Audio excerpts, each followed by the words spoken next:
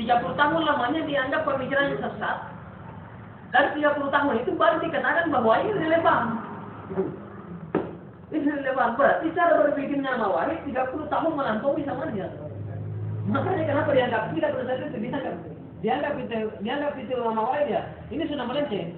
Sama dengan Nabi Muhammad. Nabi Muhammad itu karena cara berpikirnya melampaui samanya dianggap gila.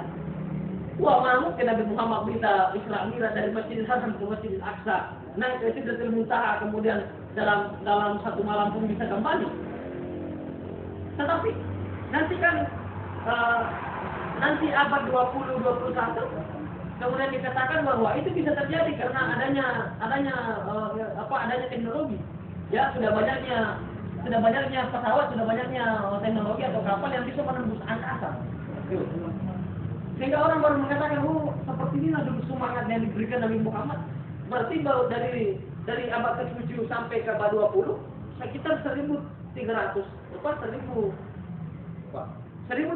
tahun, baru diterima cara berpikirnya Nabi Muhammad. Kenapa? Bagaimana mungkin Nabi Muhammad tidak dikatakan gila pada saat itu? Padahal 1.300 tahun ya sisa baru diketahui cara berpikirnya. Apalagi cara berpikirnya Nabi Muhammad 1.300 tahun yang silam baru diketahui. Dia kan berangkat dari abad ke-7. Abad 7.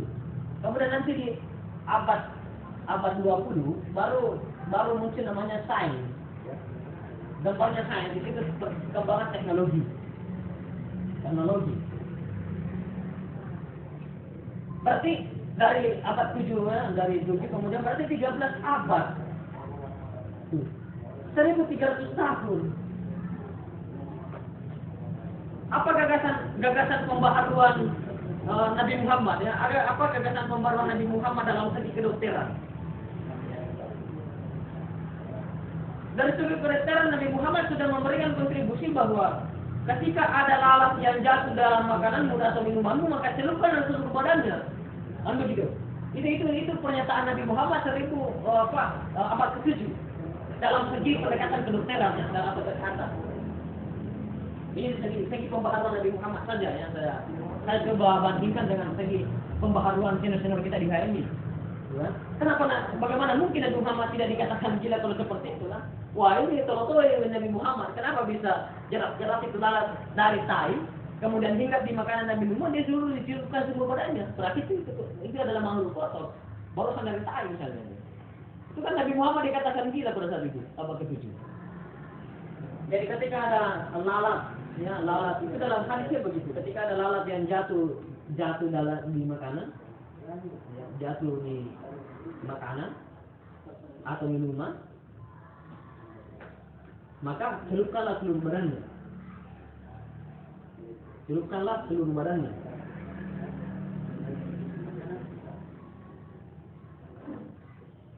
Jadi istilahnya Nabi Muhammad abad ke-7 dia kata begini. Ketika misalnya ini airmu kemudian di situ jatuh lalat, di situ kemudian ada hinggap lalat tidak masih bisa terbang untuk atas, tapi celupkan itu. Jadi jangan biarkan dia terbang, tetapi celupkan itu. Itu perkataan secara sederhananya Nabi Muhammad dalam tujuan kesehatan ya, dalam tujuan kedokteran. Artinya Nabi Muhammad sudah memberikan di situ semangat pembaharuan dalam dunia kedokteran. Di abad ke-7. Awal pertamanya Islam hadir ya, dibawa oleh Nabi Muhammad sebagai penyempurna. Ataukah makananmu kemudian ini nasi dan sebagainya kemudian hinggap di situ? Ya, celupkanlah di situ ya, celupkanlah. Misalnya makanan yang agak ya terlunak ataukah memiliki air misalnya, ataukah agar-agar yang punya air, ya celupkan saja di situ. Itu maunya itu. Kenapa bisa? Kemudian orang mengatakan, bukan kalau seperti itu Nabi Muhammad orang gila gitu. Jangan dulu sekarang saja banyak mengatakan begitu. Itu kan gila ya, kalau sudah bisa diterbangkan ke atas, tapi Nabi Muhammad mengatakan celupkan di situ. Sudah. Kira-kira mau tidak? Tidak mau. Kenapa begitu? Maksudnya sekarang mengatakan ya, jangan ya. Ya lebih baik dia terbang gitu. Begitu maunya. Ya kira-kira bagaimana selama ini ketika misalnya ada hinggap di sini ya, misalnya hanya mau mengisap air kemudian kita celupkan saja. Itu adalah ide pembaharuan Nabi Muhammad kemudian dikatakan gila karena ya tidak ada bukti ilmiah yang mampu membuktikan kebenaran Nabi Muhammad dan pernyataannya. Itu maksudnya ya, itu abad ke-7.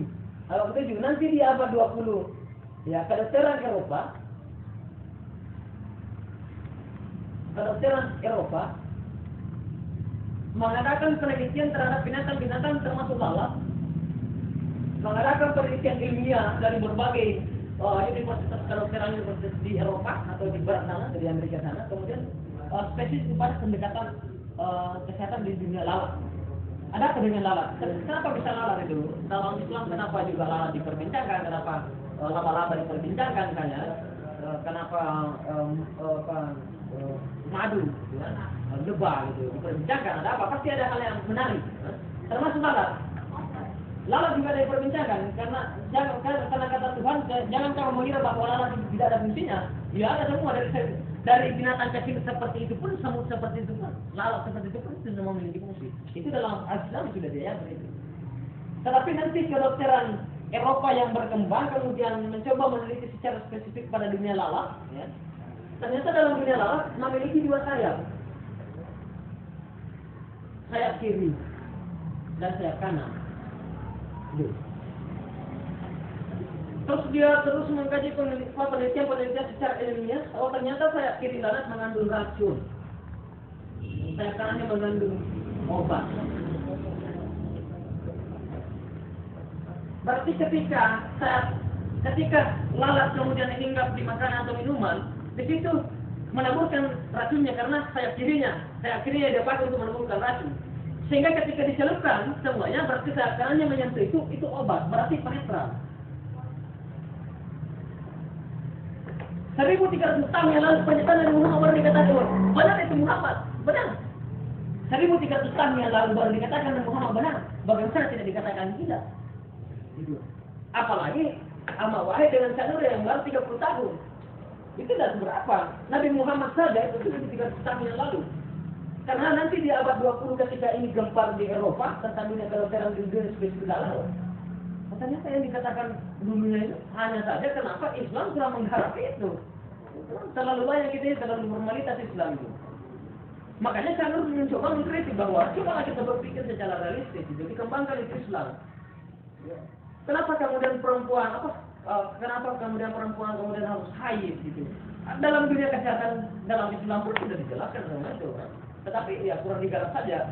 Kenapa kemudian orang suami istri yang ketika sudah melaksanakan misalnya hubungan harmonis itu ya tentang suami istri, kenapa harus mandi junub?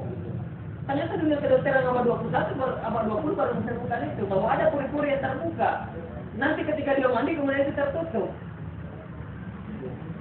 Tapi anjuran Nabi itu 1300 silamnya, 1400 yang lalu gitu. Tetapi itu tidak seharusnya Eropa tidak ada apa-apanya seandainya Islam betul-betul matang dalam pemikirannya di dunia menjemput ini Islam. Tetapi kita terlalu banyak terjebak pada dunia fikih gitu. Ya, yang begini-begini dalam tahiyatnya itu Muhammadiyah, itu NU, itu Ahmadiyah, itu sesat. Nah, itu terus kita perdebatkan gitu. Wah, itu masalahnya. Ya. Yang membaca Bismillah dalam Al-Fatihah, tidak membaca Bismillah itu kafir ini. Ya, mesti ke sini membaca ini, mesti ke sini tidak. Ya, mesti ke sini kafir karena tidak membaca basmalah. Jangan ke sana. Kita diperdebatkan di situ.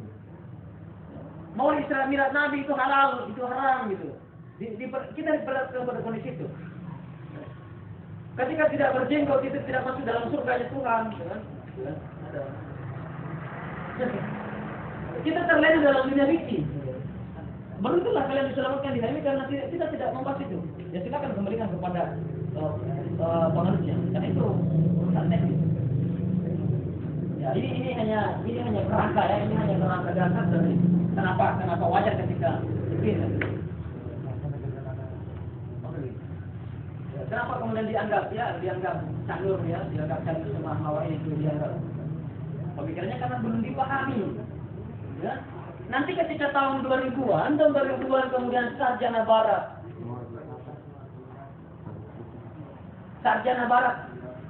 Greg Barton. Ya. Sarjana barat itu Greg Barton ya, mencurahkan segala pikiran dan tenaganya waktunya untuk mengkaji pemikiran Ahmad Wahid. Ahmad Wahid mengkaji pemikiran Nur Khalis Masjid, Johan Effendi. Barulah umat Islam Indonesia sadar bahwa ternyata ini sangat penting. Karena Barat saja sudah melirik ini pemikiran ini. Padahal pemikiran ini sudah 1970-an dimulai. Nanti tahun 2000-an baru gempar karena Barat sudah berkiblat ke sana.